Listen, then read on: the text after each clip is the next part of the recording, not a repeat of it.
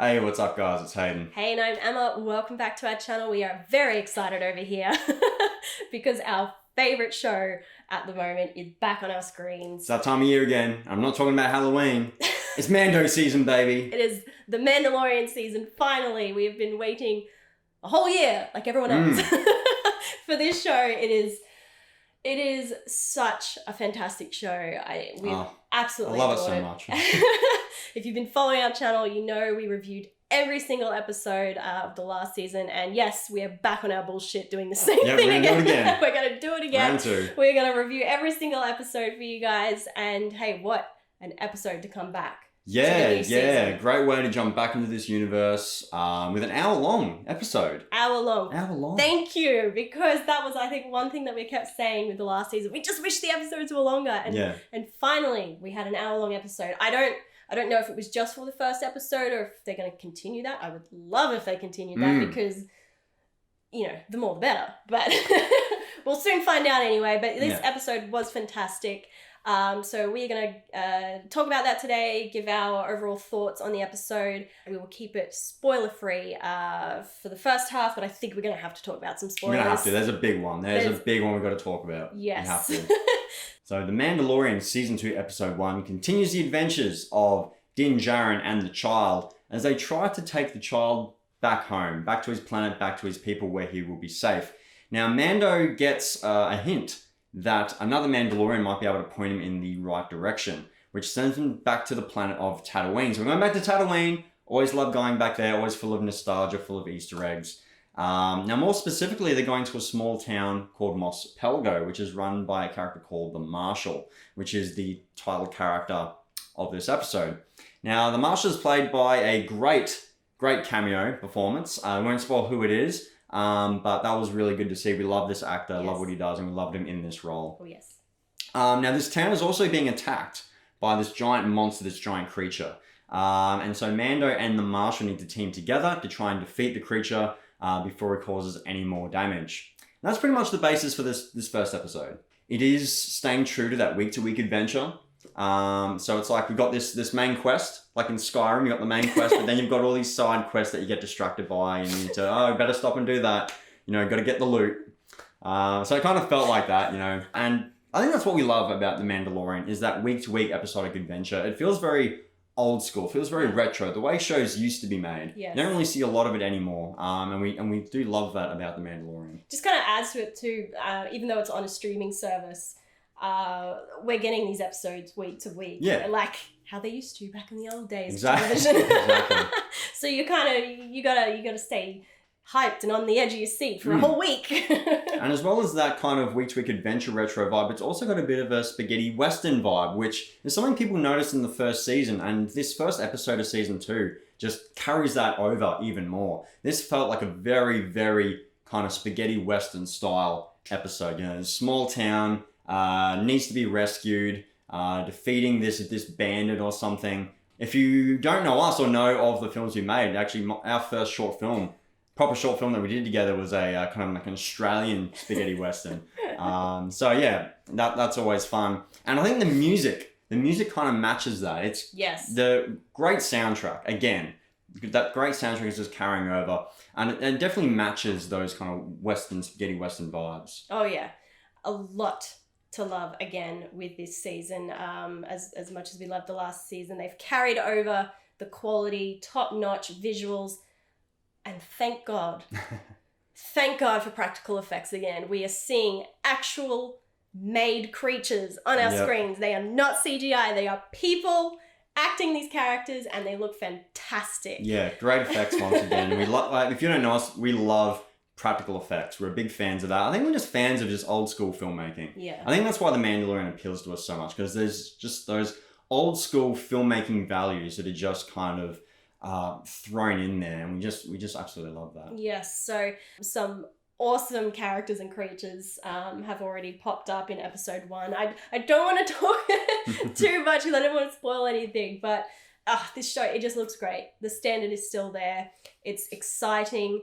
You know, the interactions between Mando and the child are just so wholesome. And I'm glad that they didn't, I guess, just run with the whole child thing and make the show all about him, you know. Even though they could have done that with all the hype around him and everyone loves him, and they didn't kind of make him, you know, at the forefront. They're making the star of the show, make him do all this stuff. You know, it's still Mando's show. Yeah. And Baby Yoda, the child, bad habit. He's just there, you know, looking cute, and just those wholesome interactions. Just for those little comic relief. Yeah, those comic relief moments. But... And there's a great one that was actually in the trailer. Yeah. That appears in this first episode, and was like, right off the bat, and I love that. I love that little scene. So. So once again, a lot to love with this show, and you know, it's action all the time. It's just go. But it also knows when to step back and let you feel emotions and get connected with these characters as well. But I think they have to just up the ante with this season because of how big the first season was. They just need to keep going up and up. And so far, I mean, we're only one episode in, but so far, that quality, that high standard is still there. We've upped the ante and our episodes now. Yes. So just more time to dive into the story, develop these characters, just more time with Din Djarin and the child. Yeah. So love that. So I think it might be time to jump into spoilers. I think so. Yeah, there's only so much we can say about the episode without spoiling too much. But we did love this episode. I think it was a great entry back into this universe, a great reintroduction into these characters and this world. Fantastic first episode of season 2. Can't wait for more. Yes, I know. Get on it. Get on this show if you haven't yet. It is brilliant. Yeah. Let's jump into spoilers. Yeah, so this is your warning, guys. Spoilers starting in 3, 2, 1, go. Okay, so where do we start with the spoilers? Because there's a couple of big ones. Yeah. Firstly, let's start off small. Let's leave the big one till last. We'll start off small. So the Marshal, or as some of you Extended Universe fans might know him, Cobb Vanth. Played by Timothy Olyphant. We love him. Yeah, fantastic actor. We've loved him ever since Rockstar. If you remember him in Rockstar. That's going back. Yeah, with Marky Mark. Yeah, I love that movie. Ever since then, we just love him in anything he's in. And he was a great cameo. As soon as he removed his helmet, which you might have also recognized as Boba Fett's helmet, because he's wearing Boba Fett's armor, which he bought from some Jawas. Bloody Jawas. So those of you who know the Extended Universe stuff know this is part of that Extended Universe. So Cobb Vanth is this Marshal on Tatooine, and he gets hold of Boba Fett's armor, and there's a bit of a story about it in the Extended Universe. So I think that's a great little throwback, you know, great little story to tell, you know, extending on that Extended Universe and bringing that into the main canon. I think that's really, really cool. Yeah, I got very excited when I saw Timothy. As soon as he pulled that helmet off, I was like, Oliver! Yeah. I love him. He's just one of those actors that we really enjoy seeing on screen. Yeah, fantastic actor. And the creature that him and Din Djarin need to battle is a krayt dragon, which is, again, we're going back in Star Wars lore here. It's kind of been referenced, but we've never really seen it on the big screen until now. And boy, is it impressive. It looked great. He's a big boy, this krayt dragon. He's a big boy. He's a big boy. Yeah. And I love how, you know, Din Djarin and Cobb Vanth needed to team together to try and take this thing down. And they had the townspeople and also the Sand People. Yes. They actually got the Sand People on board and they kind of teamed together to try and take this thing down. And just all that whole kind of action set piece with the krayt dragon I thought was really cool, really exciting. And I mean, obviously with this type of creature, there was obviously going to be a lot of CGI needed to that's create understandable. it. Yeah. Understandable. But it was well done. Well done, yes. Star Wars and, well, The Mandalorian.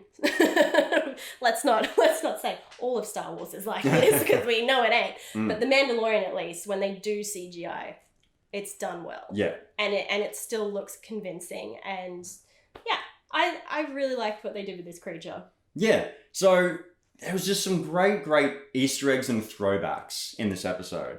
So you had like the Extended Universe stuff with like Cobb Vanth and Boba Fett's armor. You had like the krayt dragon coming in.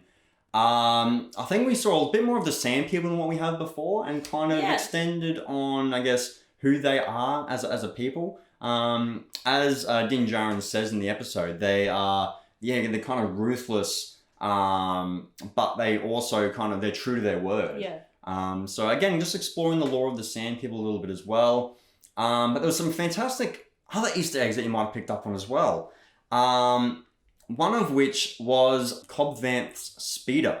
Yes. Which you might pick up on is actually a pod racer engine. And looks very familiar to Anakin's pod racer engine.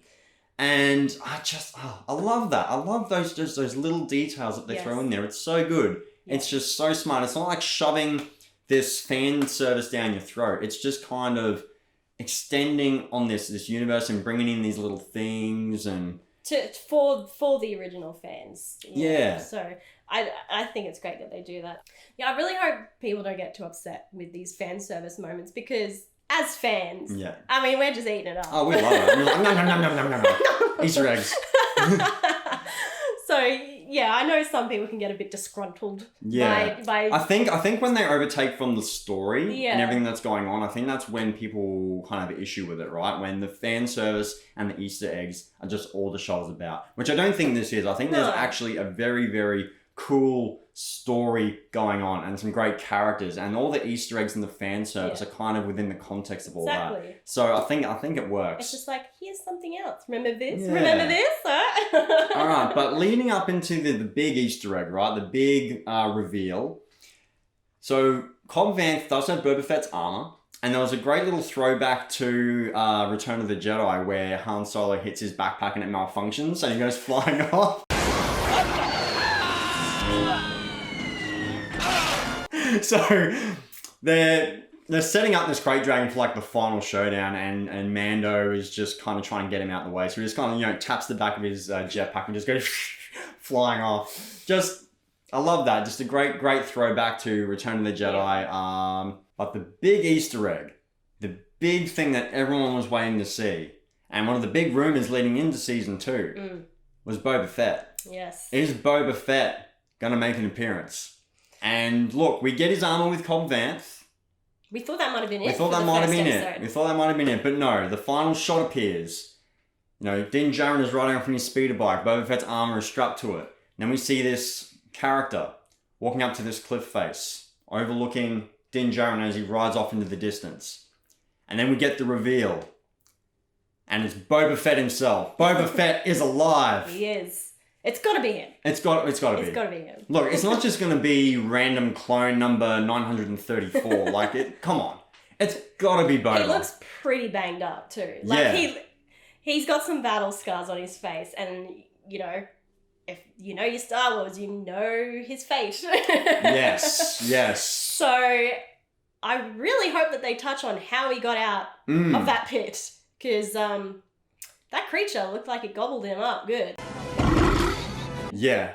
But surely, so he might have done like what Din Djarin did earlier in the episode, where he's flying into the crate dragon and just like zapping him from the inside, and then just kind of flies out. So maybe Boba did a similar thing. Maybe the Sarlacc pit that the crate dragon is living in is the Sarlacc that ate Boba Fett. Hopefully, we'll soon find out. Yeah. I'm hoping they do kind of do some flashbacks, because we got some flashbacks in the first season, right, of like Din Djarin's upbringing and his backstory. Yeah. So maybe we get that with Boba. Maybe we get like how he escaped the Sarlacc pit, what he's been doing since then. I feel like because they have just dived straight in with the first episode and revealing him already, surely that by doing that, they're setting it up to, maybe give us some backstory on him. I think he's going to be a big part of the season, surely. I don't think to throw him in now. That kind of reveal and all that, you think like either him and Din Djarin are going to come to a head, or they're going to work together maybe. I'm down for either. It's all very good. It's all very good. Hopefully we get to see him in his traditional armor again, so that would be cool. But yeah, that was the big reveal, and I was really surprised that they did that in the first episode. Yes. I thought that might have been, somewhere down the line, they might have just, trickled him in, but no, it's like first episode, we see his armor, we see him at the end of the episode, and now it's just got fans hyped up for what's coming next. So we've got to have backstory. We've got to learn how we need he answers. got out of there. We need answers. We need all the answers. But yeah, it'll be really interesting to see how they develop this character, because he wasn't in Star Wars very long. He wasn't in there much. Like, again, you can go to like some books and some extended universe stuff. But in the movies, he was in Empire Strikes Back a little bit. They didn't really do much. And then he gets his ass handed to him in Return of the Jedi. So he's like one of these big characters, like one of these fan favorite characters, and he does shit all. Unceremoniously thrown into a Sarlacc pit from his malfunctioning jetpack.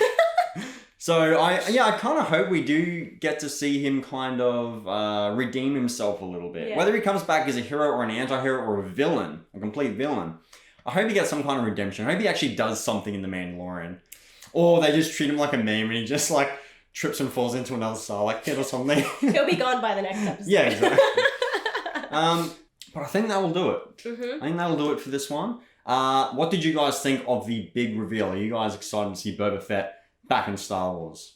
And not only that, where do you think this storyline with Moff Gideon's going to go? Because that was quite a cliffhanger of the last season. How do you think he's going to fit into all this? Maybe we'll see a face-off. Maybe wouldn't it be cool if Boba Fett and like Mando teamed up against him? That'd be cool. That would be cool. That'd be cool. But I don't know. It could go anyway. It could go anyway. And I think that's the great thing about Mandalorian is you don't know which way it's going to go. They're going to keep you on the edge of your toes, edge of your seat.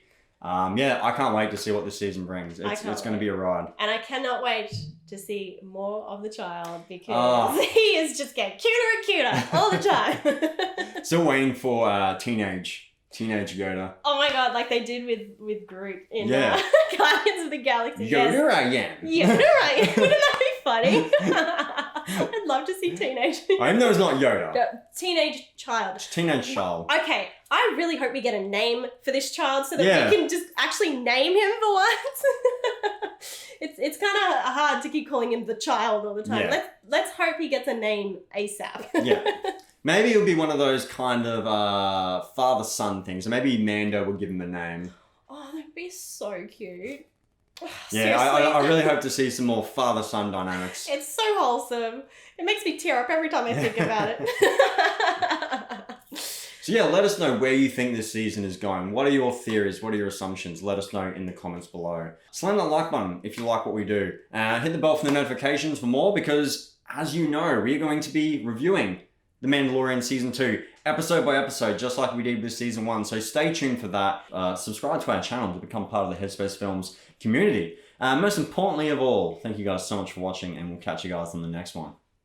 Bye. Bye.